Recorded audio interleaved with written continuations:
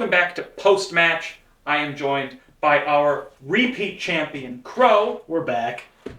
And we're playing a game I really like, a very unofficial game.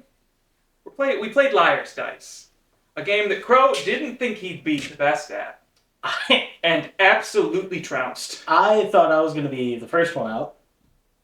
Didn't happen that way. No.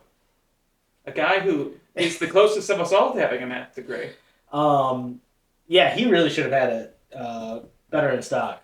But also, I got lucky because there was no money on the line, so of course my luck was there. Yeah. If we put $1 on the game, you'd have been out in round 4. An impressive way. Yeah. But if this is at casinos, I'd play this at casinos. I'd play it. But I also don't go to casinos for aforementioned money luck. Bad gambling. Yeah. Turns out gambling when you have money on the line is a lot harder. Yeah. We didn't have money. It's just for glory. And I took it. We'll jump into it, as we always do, with the rule book. This is not an official game in the collection. It didn't have an official rule book. I went through several YouTube articles and wrote it down. A little peek behind the curtain. This is my script for when I record the rule book that you guys saw 2 weeks ago. This is what it looks like. That's my script. Crow, you didn't read this at all, I don't think. No, I didn't really even hear you say it when you told us about the rules. Great. You picked up very fast. It was straightforward. Pretty much, if somebody said a number over like 6 for the dice, I'm going to call bull, and then I'm just going to put no more than half of what I have in my cup. And if I don't have that, I'm going to call bull anyway. And it worked a lot. All but one time. Yeah. Out of 10, though. The rules of the game, simple, complicated. I think just 9, based solely on the confusion of needing to, like, you could lower the value of dice you were putting, but you never could lower the number, and that just took a bit to get into my head. Mm-hmm. There's a lot of like little qualifiers for how this game is played. It is the definition of like once you play it, you get it. Mm. And I was fortunate enough to, like I said, learn it in Red Dead, where the first like 3 rounds are like, and here's how you play. Yeah. Well, that number seems outrageous. Why don't you yell at him? Oh, you were right. And then I was like, okay, yeah, I get it. Yeah, I definitely played this when I played Red Dead. Don't remember it at all. Yeah. It was this, Texas Hold'em, Blackjack, and I think like 5-Finger Filet. Mm. I gave this a 7. I do think that this is like a kind of complicated game, especially considering at the beginning, because Owen was a bit familiar with it. He was asking all of these auxiliary ways to play. He's like, are we going to be doing ones wild? Are we going to be doing corrects, reverses? And I just watched everyone go, what? And I was like, no. Let's not confuse everyone. We'll play standard Liar's Dice. A game that was also in the 3rd Pirates of the Caribbean movie? The one with Davy Jones? Yes. Yeah, 3rd. 3rd. He plays it for the key that Davy Jones keeps in his gross little tentacles. There's a video I'm going to link, actually. And it was, I love this channel. They've only put out a few things, and it's the psychology behind the game. And they have Liar's Dice in Pirates of the Caribbean, because it explains that, like, where everyone was positioned made it a fixed game before anyone realized. Because I think it was, the order was Will, Davy Jones, and then Will's dad. Or no. It was Will's dad, and Davy Jones. And it meant that Will always had that buffer where his dad was never going to call him. Yeah. And Davy Jones could only call the dad. So, like, Will was never in any real danger of play. And I was like, oh, that's clever. The other one they do that I really like is the final chess match between Sherlock and Moriarty in the RDJ Sherlock Holmes. Yeah. And he explains, like, on top of how they're playing chess and the outward psychology of, like, oh, he considers his girlfriend the queen and this guy the bishop, and like how each of them consider their friends in this game of chess that they're playing mentally. I'll link the Liar's Dice video, but it's a very cool channel. I forget the name. I'll like I said, I'll link them down below. Um, this is kind of a tricky one, our next one, because it's box fit. There is no box. I like the cups though. The cups are nice. So I'll take a point off for there not being like obviously like a set container to put all of them. You just have 5 loose cups and then the dice. But yeah, I'll just do a 9. Okay. The cups are super nice. They were. I spent a decent amount of money because I didn't want us to use solo cups. They are felt lined. Soft. I would have liked nicer dice. I am going to controversially give this a 5, which I think is fair for a game with no box. Yeah. These cups easily stack. I think I keep other trinkets, assorted trinkets I have in my room in there. So I just have 5 cups with extra board game stuff, but there's no box, and it feels weird to give it a null or a 0. So I think a 5 is a good even. We're on to the gameplay. You were really good at the gameplay. I think I'll go with 7. Just off the base rules, I think you should be able to call bull anywhere on the table. I think that would increase a little bit of the complexity. Especially because you could sit there and like have like you see that you don't have like you have the most dice and you know that they call bull because you just don't have any of the numbers they said. Yeah. And I think that could put a little bit more into the game. I think it would make it a bit quicker. Yeah, that too. Which I think then adding also like the ones are wild could balance that out a bit. Also one's wild could just, I think it just like inflates the numbers you can use because you can be like, you know, when we would get to like 6 or 7, we'd start even at the beginning of the game just being like that. Probably not. Yeah. But if you have one's wild, it's like you could have 12, and you're going off 2 numbers. Then it's like, oh, that's still possible. Mm-hmm. I think it just opens it up a little bit more. I'm going to politely disagree. Mm-hmm. It's similar to the game BS in high school, and that was kind of a risky game because it would come down to kind of how this came. Someone would have the whole deck, and the rest of you would just have to kind of not be in the position to lie anymore. Yeah. Like, towards the end, when you had all 5 dice and the other 2 had 2 or 3 die apiece, it's really easy for you to just be like, that's not possible, is it? Yeah. As soon as you get past 2 and you're like, well. Yeah. If someone said 3 4s and you're like, well, the odds that you guys have all of the 4s is unlikely. I think having it just be the person next in line kind of keeps it... It keeps it silly, because even like when we had that run where all of us were like, he couldn't possibly have 3 7s. I'll say 4 7s or whatever. Like just where you up it, I think that keeps it in like a safe position. Yeah.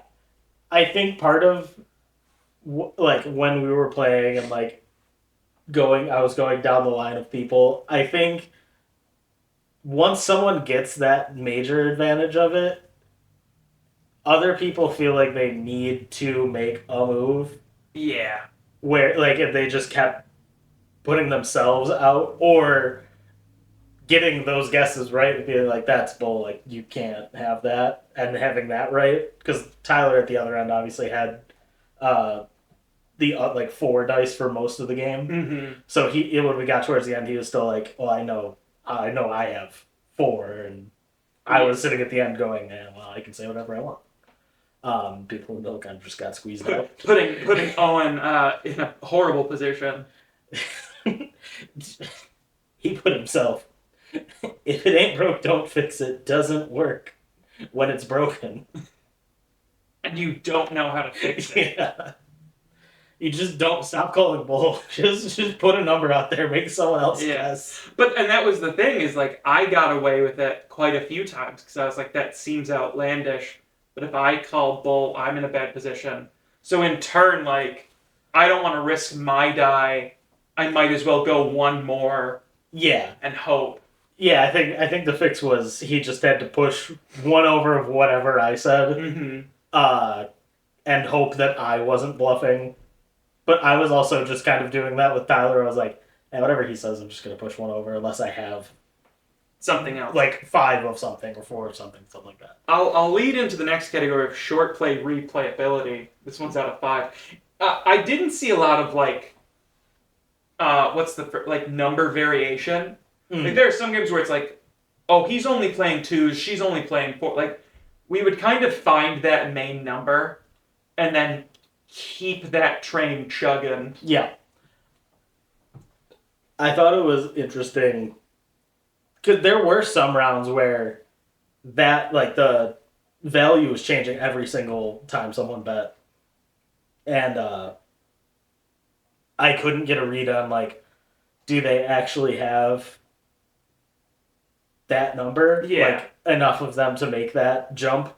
Or are they just changing it to keep everyone, like, unknown of what was going on? Because there was, I think, 1 or 2 rounds where we got, like, a good cycle through, like, cycle and a half, 2 cycles, before somebody called bull, like, that's ridiculous. And it was like, I just can't tell. Like, if you know, a bunch of people are going, like, oh, it's 1 3 2 3 3 3 4 3s, yeah, just building up like that, you're like, somebody is lying. Somebody's lying.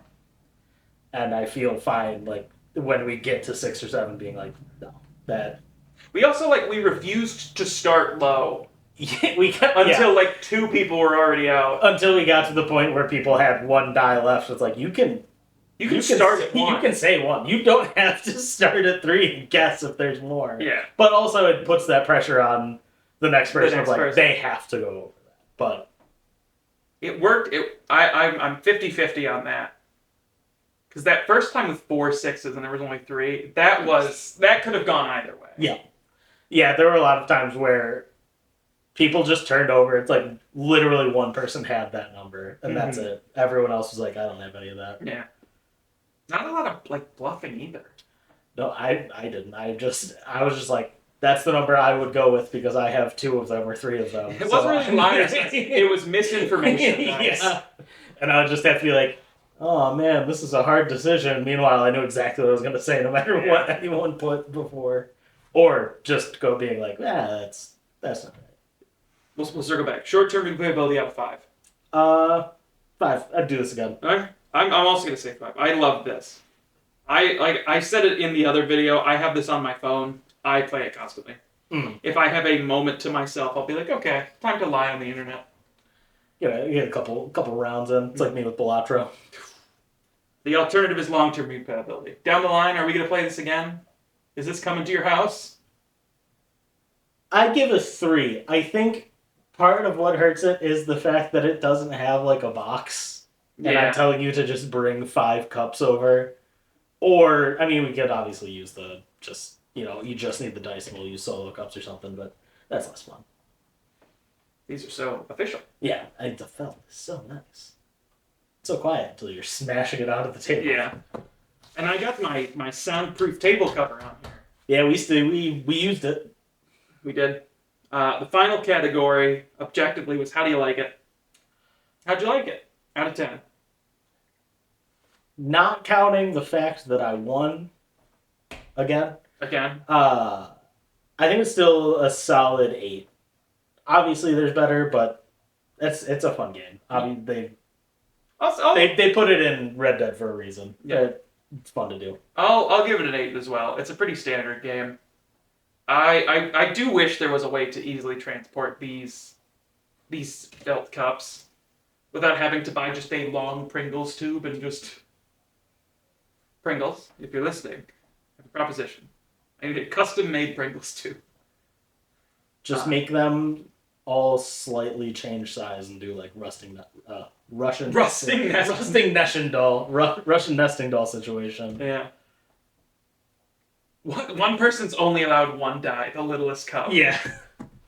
This doesn't seem fair. Shut up. You pulled last. Yeah. It'd be me.